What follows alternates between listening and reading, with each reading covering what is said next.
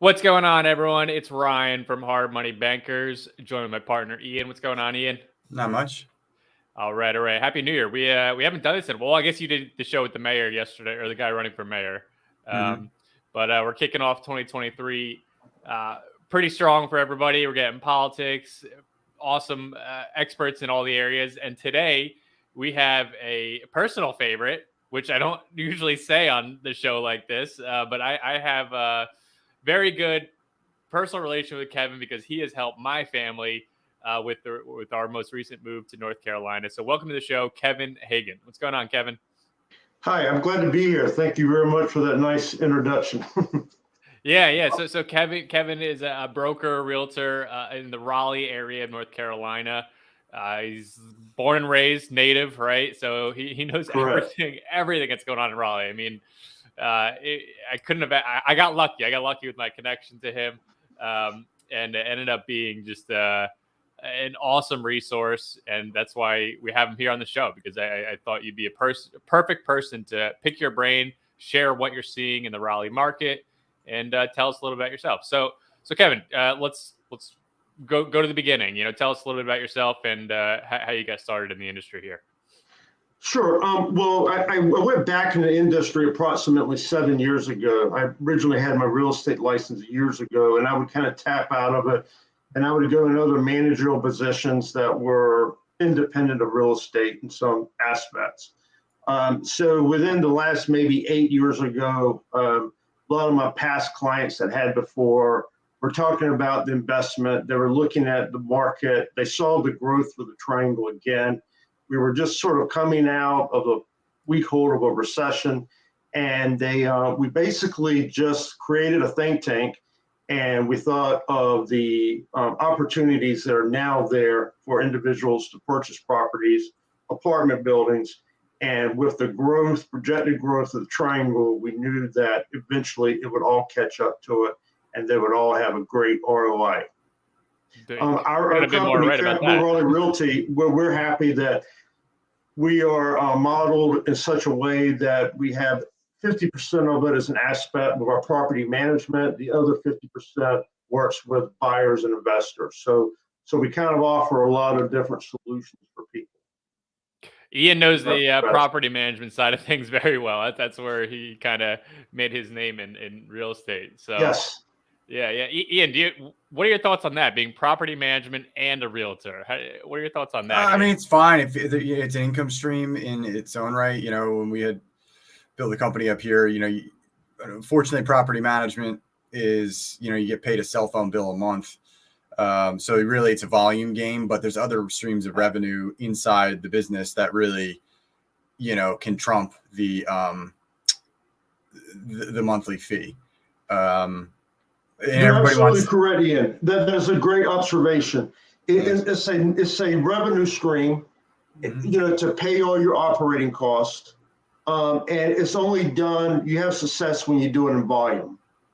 And at the same time, on the peripheral of that is your tenants, your very qualified tenants, especially in this area, will one day be purchasing a home. And then on the flip side of it is your investors will be purchasing other investment properties for you to manage. And then occasionally they will need to sell these properties, to do an exchange to pick up a larger one. So that is a great observation with that. Yeah, we found that it had, I'm no longer in that business. We had built it up to a few thousand units locally. Mm-hmm. And we just realized that it became that hub or that centerpiece for all the other streams of revenue. Like all of a sudden you're meeting individuals that are, aggressively buying 25 homes to then put in the portfolio for management. Well, they need those homes purchased through another investor, or, you have an entire rental department, leasing out millions of dollars a year in just rentals. So it creates just like a centerpiece.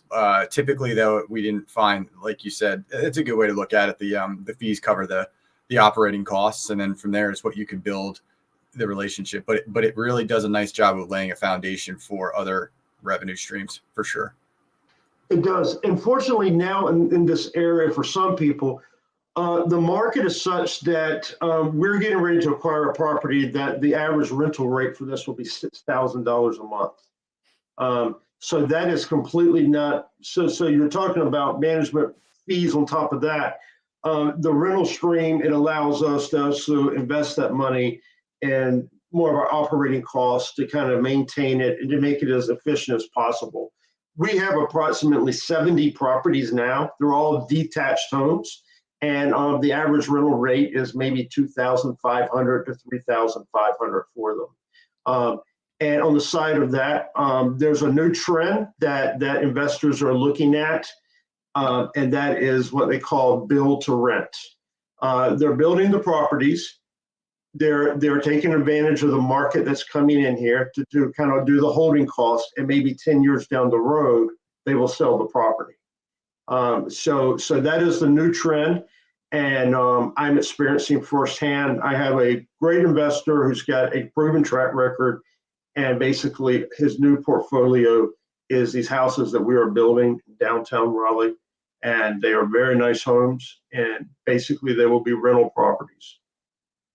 That's an interesting strategy. And can I ask you, Kevin, are those all local people, or are they people from out of state, saying, hey, this seems like a good place to do this? What are you? Completely out of state. Yeah. Hey, it's my nephew showing up. Yeah. No, it's completely out of state. We have the influx of so many people coming in this industry or coming in this area. And we do these 3D virtual tours. I think when you saw your property that didn't have it, a 3D tour, but we actually have a photographer. They come in and they do, it's called a Matterport system, in which you can actually guide yourself and navigate through the entire house online, including not opening closet doors. So they can then sort of confirm on the house they want. They know every inch of it. They've explored it more. And we have a lot of people, and they'll commit to a lease even before they see the property. And that's what you're the one setting up Yes. the 3D. Okay. Yes, it was part of the marketing strategy for us. And is that Matterport's a pretty cool piece of technology. I've seen it used, seen it well done. It's really interesting. I mean, you can see the spider web in the corner kind of thing. Yeah, exactly. And some other individuals will go like, well, can you have the agent come there and do a 360 degree, with their camera and so forth, or live? I think that's what we had done. I mean, that is good, but the more savvy, the more efficient way is to go ahead and invest in that photography. You can keep it year after year, and you can reuse it year after year because you're looking at the same format. But it gives you a really personalized experience with the property. Yeah, and as a client, you're kind of walking through at your own pace, right? Yes, and exactly. No pressure. You can take a look at whatever you want, or focus on things that matter to you. And then I reach out to. So let's just say you see something, you say, hey, this looks off, or whatever. Then reach out to you, right, and say, exactly. Tell me more about this. Yeah, is that a post-COVID thing? Is that something that kicked up because of COVID, or did you have that before? Yeah, it actually was pre-COVID, but I saw the ramifications of doing it, and it was actually for properties that were actually for sale. But I saw a use for it during COVID because we had a lot of people were relocating here, and basically they were not able to come down here to see the house. Yep. I'm one of the first agents that started doing it for rental properties. That's and huge. As a result, we were able to move a lot of them. So what are you seeing now? I mean, for 2020, the market's just been, I don't want to say crazy. It has not been crazy yet, but the 10 to 20% year after year increases have seemed to have halted, at least in the Jersey, PA, Maryland areas. Can you tell us what you're seeing in the Raleigh areas? Have you seen the prices stopped? Are people still doing these 3D tours? What's shifting in your area? They are, but for homes that people are buying, they still want to go into the home and see it. And it's not that rush. But if it is done well, it can create a good presentation for the home. We are seeing, I think since November, the stats was that we saw a decrease in the metrics or the volume of the properties that we're selling. 10% decrease from last year. Okay. We're seeing the prices are still remaining stable. We're not seeing any great deals, but the advantage that a buyer has now is that compared to 2 years ago, they're not competing with have competing offers. They don't have to make a offer price more than appraisal price. But the homes, and a lot of these people have got these homes under a lower interest rate, so it's very easy for them to manage. And a lot of the individuals are thinking, well, the rate will decrease and we'll be able to sell the home then. So there's not that great sense of urgency. The other ones that do have to relocate, that they can rent their home and cover their mortgage by doing that. Are you seeing a lot more of that instead of selling, tremendous. just renting it?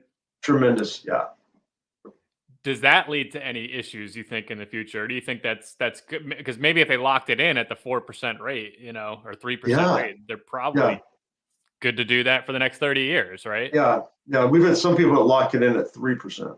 That's crazy. I think in the next several years, seller financing will make a huge move. Everybody's going to be talking about that in the industry. I think you're going to see that. Yes, absolutely. But they, there's a learning curve for them, and I think there will be a small segment. That is another good point that's already been up for discussion. But what we're preparing ourselves for is they're projecting maybe in 2 years we'll see a significant decrease in the interest rate. To do this in all, maybe 2 years, maybe 4 years. But there is still a tremendous pent-up demand for people purchasing homes. Is that perceived thing? Well, maybe I should wait. And when that demand creates these homes, it's going to be like the floodgates are going to open. The prices will jump up incredibly amount. And that will be just from the demand of the people looking to purchase. They're still influxing in here to Raleigh. They're renting in homes. We have more apartment communities that are being built to accommodate these people. And if they do decide to stay when they on board with the property, they will pay top dollar.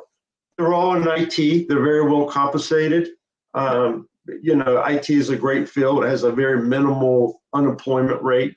It's always easy to recover and get another job. If you do the work from home battle probably won't be too much an IT issue. Meaning, IT will probably, I think, going to be here to stay for work from home. Right? There's other careers that when their company says everybody in, they don't really have a choice. But IT is going to be one that I think they're going to say, if you make me come in, I'm going to go find another job.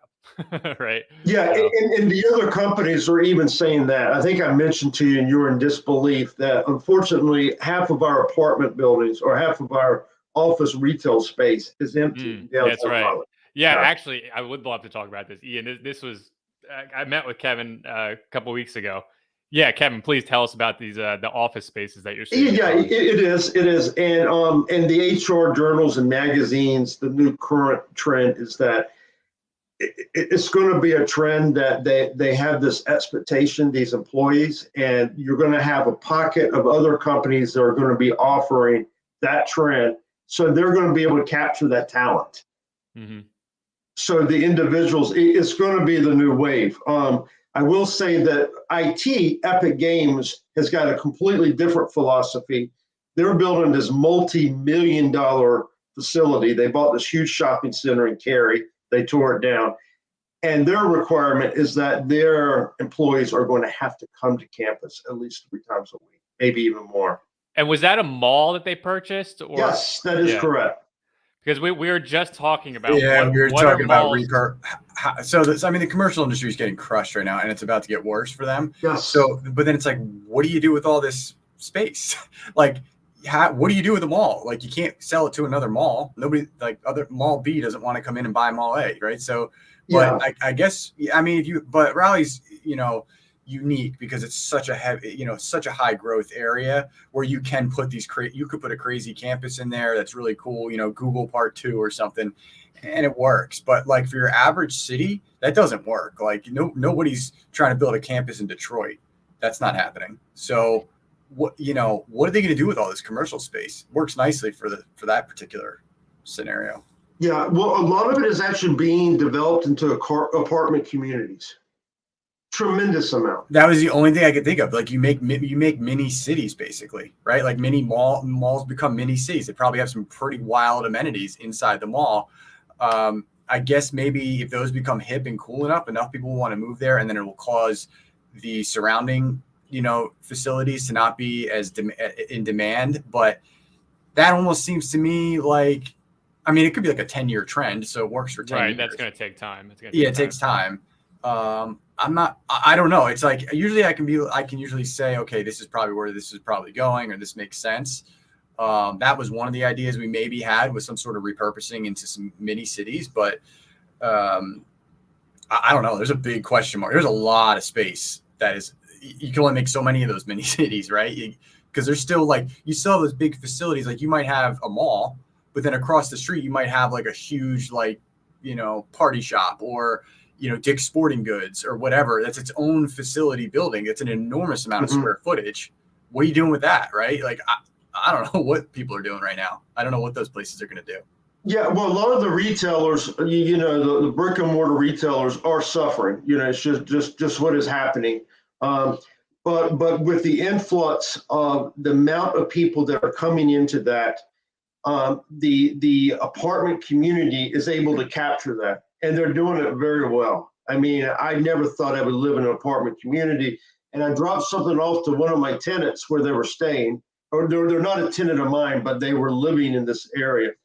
And it was probably one of the most grandest scenarios. I mean, it was just talking about the fitness center, the community center, the outside, the area that you could use to have parties. This unit had 10-foot ceilings. It was top of the line. And a lot of these individuals, they also like that sense of community that it has. It's trend, popular. They're able to socialize. It meets all their needs. I have investors, and that's what we're doing now. I mean, we'll be managing several large apartment communities in the next year. I mean, is it retirement home-esque, or It is all IT driven. It is all wow. IT driven. Yeah, it is all. And now, just to put at another glance from our marketing research and what we've seen, and we've spent tremendous amount. We visited these properties across the area.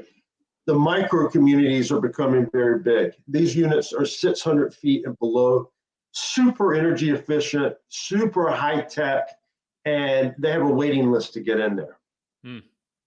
Reason of which is we have a lot of companies that they may require an employee to work there 3 days a week, so they're coming in for 3 days a week. Also, we have a great medical community. We have the traveling doctors and traveling nurses everywhere.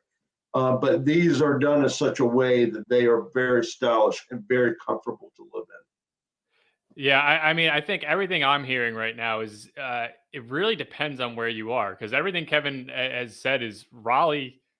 In my opinion, it's going to be changing, but it's going to be booming as well. Yeah. So it's kind of like your local expert is more important than ever right now, because there's going to be cities in North Carolina that may not be having the same story, right? So it's very important to be able to contact people such as Kevin and say, hey, what is going on here? Is this a good place to invest? Is it a good place to live? Right? Whatever your goals are, people like Kevin are who you want to contact. And Kevin, we're at time here. So how do people contact you if they're interested in the Raleigh area? Well, I just want to say that's absolutely correct. It's sub segments. Not every segment has this, because we're the Silicon Valley of the East Coast. I'm located at Capital Raleigh Realty. My last name is Hagen. Pretty much, if you Google us, you'll find us. If anyone's looking at any other areas, I would tell them to become very intimately familiar with the area, spend some time there. If they see some areas they would like to invest, stay in a hotel for 5 days. You have to become very intimately involved with the area that you're investing, so you have your finger on the pulse of it. But yes, definitely. And one other thing that I'll say about the triangles, we have more and more growth that's coming in here. We have more and more developments. These developers have been doing it for years. They have proven track records. Just following them is something in itself. And finally, a down soft market is one of the best times to invest. It can be perfect for investors. They have more negotiating, more bargaining, potentially refinancing at a later time. But this is the time, as Warren Buffett says. This is the low market is the best time to be able to, when the economy is kind of going through a transition. That's So Kevin Hagen at Capital Raleigh Realty. I'm happy to help anybody, just answer or consult within their property management or ideas about areas that they would like to see a tour. Thank you so much for the time. Yep, and I normally don't do this, but I can vouch for Kevin. Just absolutely incredible as a human being. I can't even. There's so many things he went out of his way for me and my family that he just did not have to do. So it just speaks to his character. So he gets my personal vote, which we don't do often in the show, but okay. Yeah, well, thank you. You absolutely deserve it. So, yeah, Ian, anything else you want to add? No, it's good insight. It's a good market. Raleigh's a good market. I like that. I like that HMB's in that market right now. It's good to know the players in there, and yeah, I believe in it. There's a lot of reasons, a lot of things that come together into that space. A lot of North Carolina's like that in general. I think, so. Yep, love it. All right, so we usually do this every year. So Kevin, we will check in about a year and see what's going on at the Raleigh market. And that'll be very exciting. We'll do a comparison, and we'll do a replay of our podcast today, and we'll see if everything that I said, how accurate it was. That's right. I guarantee you will. The crystal ball check. Yep. Absolutely. Okay. All right. Gentlemen, Thanks, Kevin. it's been a pleasure. Until next time. Thank you. Appreciate it.